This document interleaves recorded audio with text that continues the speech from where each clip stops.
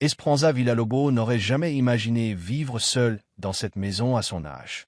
Chaque soir, caressant la rampe en bois lisse en montant l'escalier, elle ne pouvait s'empêcher de penser à toutes les générations de sa famille qui avaient fait de même.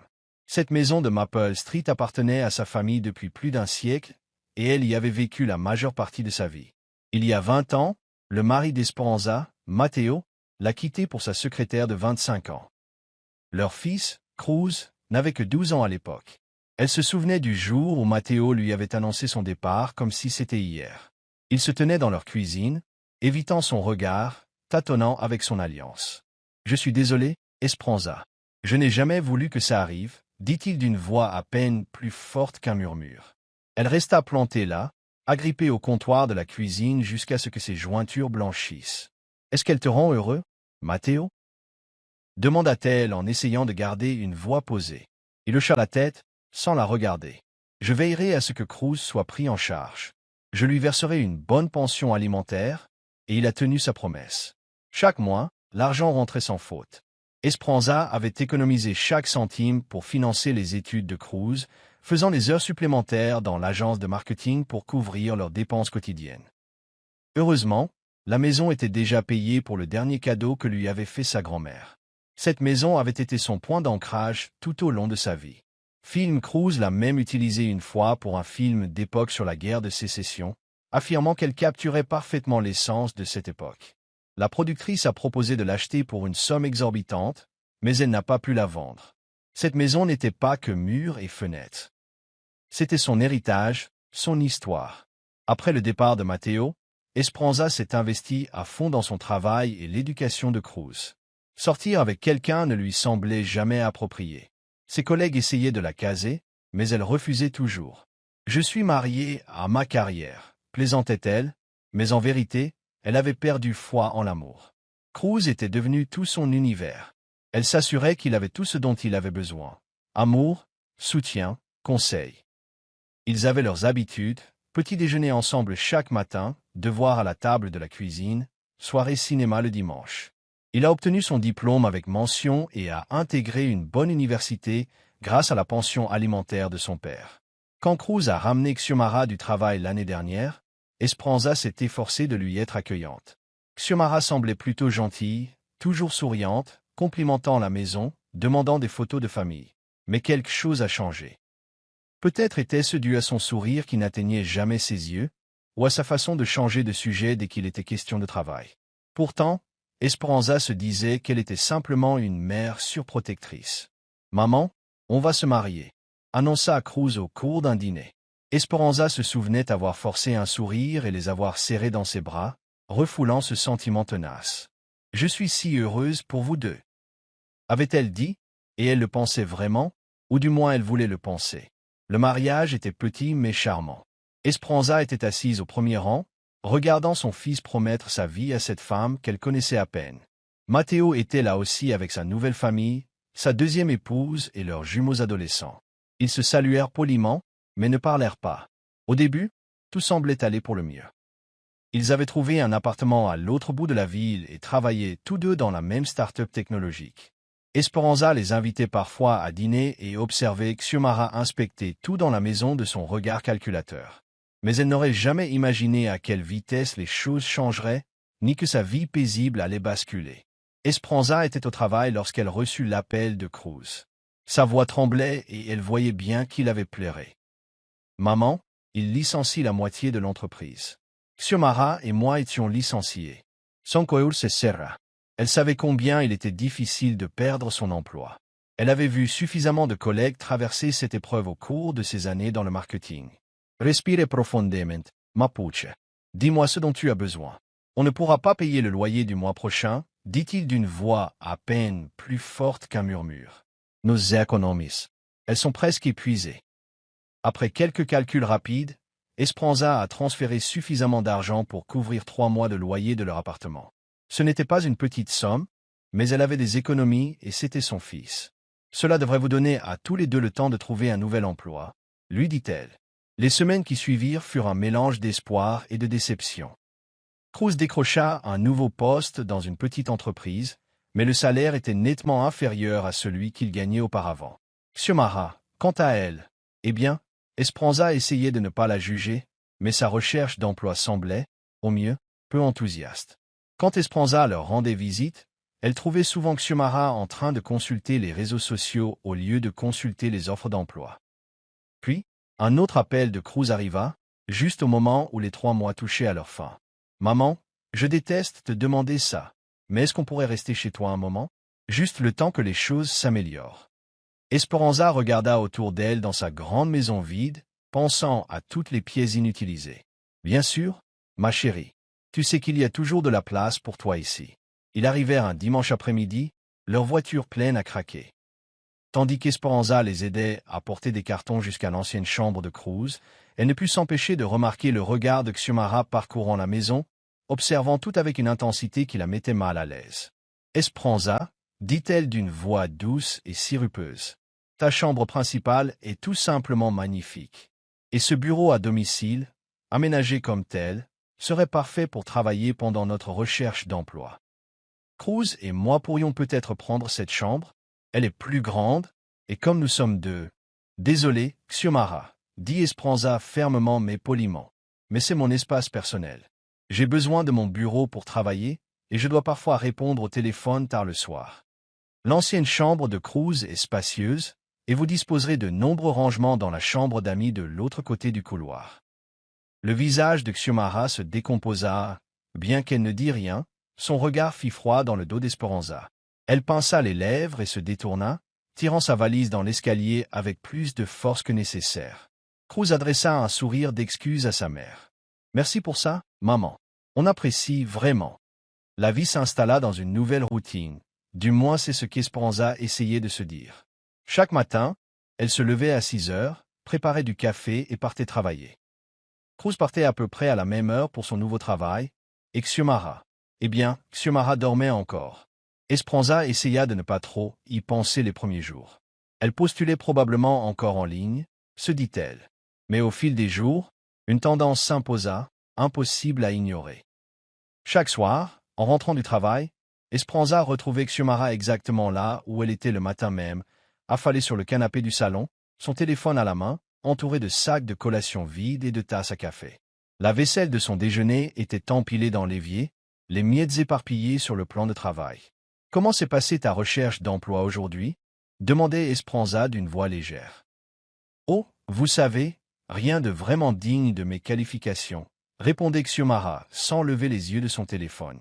2 semaines passèrent ainsi. La maison, qu'Esperanza avait toujours gardée impeccable, commençait à montrer des signes de négligence. La poussière s'accumulait sur les meubles, la vaisselle s'empilait et le linge débordait des paniers. Après une journée de travail particulièrement longue, Esperanza décida qu'il était temps d'avoir une conversation tranquille. Elles étaient assises à table, un repas qu'elle avait préparé après avoir nettoyé la cuisine. Elle s'éclaircit la gorge nerveusement. « Xiomara, ma chérie, commença-t-elle d'une voix douce, je me disais, puisque tu es à la maison pendant la journée, tu pourrais peut-être m'aider un peu aux tâches ménagères. En attendant de trouver un travail, bien sûr. » Le changement d'expression de Xiomara fut instantané. Sa fourchette claqua contre l'assiette et ses yeux se remplirent de larmes. « Je le savais, s'écria-t-elle en se tournant vers Cruz. Je savais qu'elle essaierait de me faire passer pour sa servante. Ce n'est pas parce que je suis temporairement au chômage que je dois être la servante de ta mère. » Esperanza resta assise là, stupéfaite. « Xiomara, ce n'est pas ce que je... Tu me regardes de haut depuis le premier jour. » Elle sanglotait à chaudes larmes. « Tu crois que je ne suis pas assez bien pour ton précieux fils ou ta précieuse maison? » Xiomara, je t'en prie, je ne voulais pas dire. Mais elle repoussait déjà sa chaise, s'enfuyant de la table avec un air théâtral. Cruz se leva, le visage noirci par la colère. « Maman, je n'arrive pas à croire que tu sois aussi cruelle envers Xiomara. Elle traverse une période très difficile en ce moment. Après cette nuit-là, les choses ont empiré. » Esperanza continuait de faire la cuisine et le ménage pendant qu'ils commandaient des plats à emporter et laissaient leur contenant vide là où ils avaient fini de manger. Par habitude, ou peut-être par espoir, elle les appelait encore pour dîner avec elle pendant qu'elle cuisinait. Ils descendaient, mangeaient sans un mot et laissaient leur vaisselle sale sur la table. Les semaines s'écoulaient lentement, chaque jour paraissant plus long que le précédent. Le bruit de la télévision dans le salon était devenu un fond sonore constant dans sa vie familiale, tout comme le léger tapotement des doigts de Xiomara sur l'écran de son téléphone. Esperanza essayait de rester à l'écart, passant plus de temps que nécessaire au bureau, mais la situation pesait lourdement sur elle. Un matin, lors de leur réunion hebdomadaire, leur directeur des ressources humaines a annoncé qu'il cherchait un chef de bureau. Esperanza a immédiatement prêté l'oreille. Quel est le salaire de départ? A-t-elle demandé avec la plus grande désinvolture possible. 45 000 $ pour commencer, répondit son collègue, mais il y a une marge de progression. Nous promouvons nos employés en interne dès que possible. Esperanza repensa au CV de Xiomara. Elle avait un diplôme de commerce et avait déjà travaillé dans l'administration. Ça pourrait être parfait. Elle a passé sa pause déjeuner à rédiger un texte soigné pour Xiomara au sujet du poste, mais elle l'a ensuite supprimé. C'était le genre de nouvelle qu'il valait mieux annoncer en personne. Elle quitta le travail tôt ce jour-là, le cœur léger d'espoir. Peut-être que cela pourrait être la solution à leur problème. Elle trouva Xiomara à sa place habituelle sur le canapé, en train de consulter son téléphone. Un paquet de chips à moitié mangés était posé sur la table basse, des miettes éparpillées sur la surface. Xiomara, dit-elle d'une voix enjouée et encourageante. J'ai une bonne nouvelle. Mon entreprise recrute un chef de bureau. C'est un poste de débutant, mais avec de réelles perspectives d'évolution. Le salaire de départ est correct, et je pourrais te conduire au travail. On pourrait faire la navette ensemble. Xiomara se leva brusquement du canapé, en voyant le sac de chips voler. Tu es sérieux? Responsable de bureau? Tu sais quelles sont mes qualifications? Y pensais. Quoi? Que je serais heureux d'aller chercher du café et de ranger des trombones. Sa voix montait en flèche à chaque mot. J'ai un diplôme de commerce. J'étais coordinatrice de projet. Xiomara, s'il te plaît, je ne voulais pas dire ça. Oh, je sais exactement ce que tu voulais dire. Elle hurlait presque. Tu me prends pour un profiteur. Tu me prends pour un paresseux. Tu ne supportes pas que je ne travaille pas, alors tu essaies de me forcer à une position dégradante. Juste à ce moment-là, Cruz franchit la porte d'entrée, son timing étant incroyablement mauvais. Que se passe-t-il? Demanda-t-il en les regardant tour à tour. Xiomara se précipita vers lui, les larmes aux yeux. Ta mère vient de m'insulter à nouveau. Elle me prend pour un profiteur. Elle essaie de me forcer à accepter un boulot subalterne de chef de bureau. Esperanza se leva, les mains tremblantes. Cruz, ce n'est pas vrai. J'essayais juste d'aider. Il y a un poste vacant dans mon entreprise, et je me suis dit, maman, arrête. La voix de Cruz a transpercé la pièce comme un couteau. Pourquoi fais-tu toujours ça? Pourquoi ne peux-tu pas laisser Xiomara tranquille? Faire quoi? Demanda Esperanza, sinceramente perplexe. J'essaie juste d'aider. Aider? Xiomara ricana à travers ses larmes. Tu essaies de m'humilier.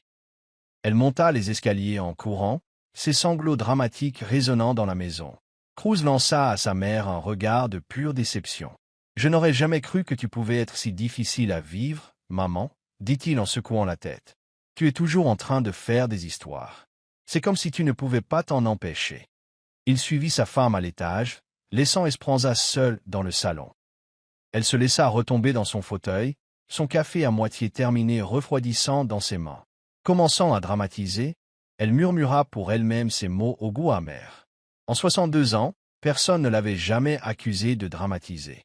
Les jours se transformèrent en semaines, et Esperanza apprit à se taire sur sa situation professionnelle. La simple mention du travail faisait plisser dangereusement les yeux de Xiomara, si bien qu'elle cessa complètement d'en parler. C'était plus facile ainsi, même si cela impliquait de la voir gâcher ses journées sur le canapé. Les choses ont changé lorsque Cruz a décroché sa première grosse commande. Soudain, Xiomara sortait plus souvent, revenait avec des sacs de courses de boutiques de luxe et des manucures fraîches qui coûtaient probablement plus cher que leur facture hebdomadaire de courses. Pas une seule fois elle n'avait pensé à acheter de la lessive ou du papier absorbant. Ces objets ménagers banals restaient la responsabilité d'Esperanza. Esperanza espérait qu'avec l'augmentation des revenus de Cruz, ils commenceraient à chercher leur propre logement. Chaque matin, elle consultait les annonces de location locale sur son téléphone, les imaginant trouver un bel appartement à l'autre bout de la ville. Mais ils semblaient parfaitement satisfaits de rester chez eux, s'installant de plus en plus chez elle. Un soir, en rentrant, elle trouva Xiomara en train de discuter avec enthousiasme sur son téléphone dans le salon. « Oh mon Dieu! Oui. La maison est absolument parfaite pour une fête, disait-elle. Tu devrais voir le lustre vintage dans la salle à manger. Ça sera magnifique sur les photos. Esperanza posa sa serviette, l'estomac déjà noué. Quelle fête! Xiomara raccrocha et se tourna vers Cruz, qui venait d'entrer. Chérie, on devrait absolument fêter notre anniversaire ici. Tu te rends compte que ça fait presque 2 ans? Où est-ce que tu comptes faire cette fête? Demanda Esperanza, même si elle connaissait déjà la réponse. Ici, bien sûr. Xiomara fit un geste circulaire vers le salon. Cette maison est magnifique, Esperanza. Tous nos amis vont l'adorer. Je pense qu'on pourrait installer le bar dans l'entrée et déplacer quelques meubles dans le salon pour créer une piste de danse. Tu n'aurais pas dû me demander d'abord? Interrompit Esperanza, essayant de garder un ton neutre. Mais Xiomara était déjà occupée à consulter son téléphone. On devrait inviter les Henderson et peut-être ce nouveau couple de ton bureau, Cruz. Oh, et il faut absolument qu'on appelle le traiteur qu'on a choisi pour le nouvel an. Esperanza se tourna vers Cruz, espérant qu'il dirait quelque chose, mais il acquiesçait, le sourire aux lèvres, au projet de sa femme. Plus tard dans la soirée, elle coinça Cruz dans la cuisine. « Maman, je sais ce que tu vas dire, commença-t-il, mais ça ferait tellement plaisir à Xiomara. » Elle se sentait déprimée ces derniers temps et ça lui remonterait vraiment le moral. « C'est ma maison, Cruz. Tu ne peux pas décider d'organiser une fête ici sans me demander mon avis. S'il te plaît, maman. » Il lui lança ce regard, le même qu'il lui lançait quand il voulait un dessert supplémentaire. « Enfant, je te promets qu'on s'occupe de tout. Je ferai même appel à une entreprise de nettoyage après. Tu n'auras pas à lever le petit doigt. » Esperanza se tenait là, regardant son fils, cet homme qui était le garçon attentionné qu'elle avait élevé, et sentit sa détermination s'effriter. « Très bien, soupira-t-elle, sachant déjà qu'elle regretterait sa décision. Mais je veux que tout soit remis à sa place après. Merci, maman. Tu es la meilleure. » Il la serra rapidement dans ses bras et monta l'escalier d'un bond pour annoncer la bonne nouvelle à Xiomara. La semaine précédente, la fête fut un tourbillon d'activités, dont Esperanza ne faisait aucune partie. Xiomara occupa la maison, tel un général planifiant une campagne militaire. Les camions de livraison allaient et venaient, apportant de tout, des nappes raffinées aux flûtes à champagne en cristal. Elle réorganisait les meubles sans demander l'autorisation, poussant le fauteuil de lecture préféré d'Esperanza dans un coin pour faire place à une piste de danse improvisée. Esperanza gardait ses distances, se réfugiant dans son bureau dès que possible. Pourtant, elle ne pouvait s'empêcher d'entendre les interminables conversations téléphoniques de Xiomara sur les choix d'amuse-gueule et de vin.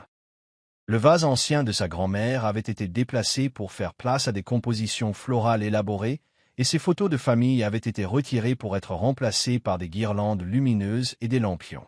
Vendredi après-midi, Esperanza a quitté le travail plus tôt que prévu. Elle avait même acheté une nouvelle robe pour l'occasion. Rien de trop sophistiqué, juste une simple robe de cocktail bleu marine qu'elle trouvait appropriée. En arrivant dans son allée, elle vit déjà des voitures alignées. Elle prit une grande inspiration et se dirigea vers sa porte d'entrée. À l'intérieur, la maison était méconnaissable. Les meubles avaient été poussés contre les murs, créant un espace ouvert au centre où les gens dansaient déjà. L'air était chargé d'odeurs de traiteur et de parfums coûteux. Xiomara la remarqua de l'autre côté de la pièce. Elle portait une courte robe argentée qui reflétait la lumière des lumières de la fête fraîchement installée, et sa coiffure et son maquillage étaient réalisés par des professionnels.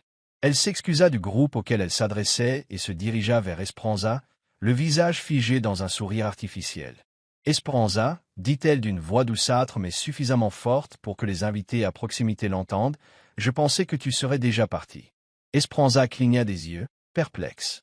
« Parti? Pourquoi serais-je parti? » Oh! Xiomara pencha la tête, son sourire ne faiblissant pas. « J'ai oublié de préciser que cette fête est réservée à nos amis, vous savez, les jeunes. J'imaginais que tu prendrais d'autres dispositions pour la soirée, peut-être une chambre d'hôtel. » Asp. Ranza resta là, stupéfaite, tandis que quelques amis de Xiomara, tout près, riaient dans leur coupe de champagne. « C'est ma maison, » dit-elle d'une voix à peine plus forte qu'un murmure. « Oui, et tu as été si généreux de nous la laisser utiliser, » dit Xiomara en lui tapotant le bras avec condescendance. « Mais il faut comprendre qu'inviter la mère de quelqu'un à une fête d'anniversaire, c'est un peu gâcher l'ambiance. » Esperanza regarda Cruz, qui se tenait à proximité et observait cet échange. Il ne le permettrait sûrement pas. Il interviendrait sûrement pour la défendre. « Maman, dit-il en s'approchant, Xiomara a raison. C'est plutôt une fête de jeunes. Ce serait peut-être mieux si tu n'étais pas là. » À cet instant, quelque chose en Esperanza, quelque chose qui s'était amenuisé au fil des mois, finit par craquer. Sans un mot, elle se retourna et monta les escaliers. Derrière elle, elle entendit la voix suffisante de Xiomara. « Tu vois, je savais qu'elle serait raisonnable. Elle est probablement partie faire ses valises. » Esperanza entra dans l'ancienne chambre de Cruz, leur chambre maintenant, et sortit leurs valises de sous le lit. Ses mains étaient fermes tandis qu'elle commençait à vider les tiroirs, ne pliant rien, jetant simplement leurs vêtements dans les sacs. Robes de créateur, costumes coûteux, tout ce qu'ils avaient acheté avec le nouveau salaire de Cruz, ils les emportèrent dans les valises. Elle dévêtit le lit, enveloppa leurs affaires de toilette dans une serviette et les ajouta également. La musique résonnait en contrebas tandis qu'elle descendait les lourdes valises, une dans chaque main. Le bruit de leur choc contre chaque marche attira l'attention de tous. La foule s'écarta lorsqu'elle entra dans le salon, les visages détournant les conversations pour observer la scène. « Mais amen, la voix de Cruz se brisa. Qu'est-ce que tu fais ?» Esperanza laissa tomber les valises au milieu de la piste de danse improvisée. « Tu t'en vas. Maintenant. La fête est finie. » Le visage de Xiomara se tordit de rage. « Qu'est-ce que tu fous » hurla-t-elle. « Tu ne peux pas faire ça. C'est ma maison, » dit Esperanza d'une voix d'un calme mortel. « Tu as exactement 5 minutes pour partir avant que j'appelle la police et que je te fasse expulser pour intrusion. Maman, viens. » Cruz rit nerveusement. « Tu plaisantes, non ?» Esperanza sortit son téléphone. Pendant quelques minutes, les invités se dirigèrent vers la porte en marmonnant entre eux. Certains appelaient déjà des Uber. Vieille folle dérangée. Xiomara s'avança vers elle, le doigt pointé vers le visage d'Esperanza. Esperanza se déplaça si vite qu'elle fut surprise, réduisant la distance entre elles jusqu'à se retrouver nez à nez. « Appelle-moi encore un nom, » dit-elle d'une voix basse et menaçante, « et je te montrerai exactement ce qu'il reste de courage à cette vieille folle. Et c'est moi. » Le visage de Xiomara s'évida. Elle recula en titubant, attrapant la valise la plus proche. Cruz resta figé un instant avant de prendre le deuxième sac. « Maman, commença-t-il. Sortez. » Ils se dirigèrent vers la porte, Xiomara marmonnant toujours des jurons. Cruz se retourna, mais Esperanza s'était déjà détournée, commençant à décrocher les décorations de mauvais goût accrochées au mur. Après leur départ, elle observa la scène de fête abandonnée, les tables chargées de nourriture intacte, les coupes de champagne à moitié vides éparpillées un peu partout, le vase de sa grand-mère, heureusement intact. Elle commença à emballer les plateaux de traiteur. Le refuge pour sans-abri du coin était toujours ouvert. Au moins, toute cette nourriture pouvait avoir quelque chose de bon. Les semaines qui suivirent la fête passèrent silencieusement, trop silencieusement peut-être, mais après des mois de chaos, le silence dans sa maison lui parut une bénédiction. Elle remit tout à sa place. Son fauteuil de lecture reprit sa place près de la fenêtre, ses photos de famille au mur, le vase de sa grand-mère au centre de la table de la salle à manger. Les nouvelles vont vite dans les petites villes. Paloma, l'amie d'Esperanza qui travaillait dans l'immobilier, lui a dit que Cruz et Xiomara avaient loué un appartement de 2 chambres dans la nouvelle résidence de l'autre côté de la ville. Curieusement, dit-elle autour d'un café un matin, Jasmine, de l'agence immobilière, est une vieille amie. Elle dit qu'ils ont failli échouer à l'enquête de crédit, mais que le nouveau salaire de Cruz a permis leur approbation de justesse. Esperanza sirotait son café sans rien dire. D'autres histoires arrivaient au compte-gouttes. Marisol, dont la nièce habitait le même immeuble, a rapporté que le gestionnaire immobilier leur avait déjà adressé 2 avertissements concernant l'état de leur appartement lors d'inspections de routine. « C'est un vrai bazar », a confié Marisol en secouant la tête. « Les ordures s'entassent, la vaisselle est dans l'évier depuis des jours. Ça vous dit quelque chose ?» Esperanza hocha simplement la tête, se souvenant de sa propre cuisine pendant leur séjour. Puis vint la nouvelle des disputes. Elle n'était pas très subtile. Les voisins les entendaient à travers les murs. Xiomara hurlait à propos du salaire minable de Cruz, qu'elle en avait assez de vivre dans un taudis, qu'aucun de ses amis n'était obligé de vivre comme ça. Cruz rétorquait qu'elle refusait de travailler, de cuisiner, de faire le ménage, de faire quoi que ce soit. En fait, on dit qu'elle jette des objets parfois, murmurait Lorena, l'amie d'Esperanza, lors de leur déjeuner hebdomadaire. Cruz a été vu endormi dans sa voiture une nuit la semaine dernière. Chaque histoire faisait un peu mal au cœur à Esperanza. Pas pour Xiomara. Elle en avait assez de gâcher sa sympathie pour elle. Mais pour Cruz, il était toujours son fils, malgré tout. Parfois, elle décrochait le téléphone, son doigt planant sur son numéro, mais elle raccrochait toujours. C'était sa leçon à apprendre, son chemin à suivre. La maison semble différente maintenant, paisible. Oui, mais aussi pleine d'attentes, comme si elle savait que l'histoire ne s'arrête pas là. Certains soirs, assise dans son fauteuil de lecture avec une tasse de thé, Esperanza regarde les photos au mur. La remise de diplôme de Cruz, son premier match de baseball, tous les deux à la plage quand il avait 10 ans. Elle se souvient du petit garçon qui courait vers elle, les genoux écorchés et les jouets cassés, confiant que sa mère pouvait tout réparer. Mais elle ne peut pas réparer ça à sa place. Il a besoin de le constater par lui-même, de comprendre ce qu'il est devenu et de redevenir la personne qu'elle a voulu qu'il soit. En attendant, elle restera dans leur maison familiale, préparant sa chambre, au cas où, non pas pour Xiomara, ce pont serait bel et bien détruit, mais pour son fils, lorsqu'il sera prêt à s'excuser, à parler, à reconstruire. En attendant, Esperanza reprend sa vie en main. Elle a rejoint un club de lecture, a commencé à prendre des cours de peinture le week-end et a même adopté un chat au refuge local. Il s'appelle Octavio et il est d'excellente compagnie.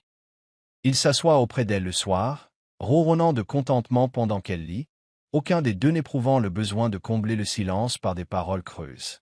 La vie continue comme d'habitude, et quand Cruz sera prêt, il saura où la trouver. Salut les amis, merci beaucoup d'avoir regardé jusqu'au bout. N'oubliez pas d'aimer, de commenter et de vous abonner. À bientôt.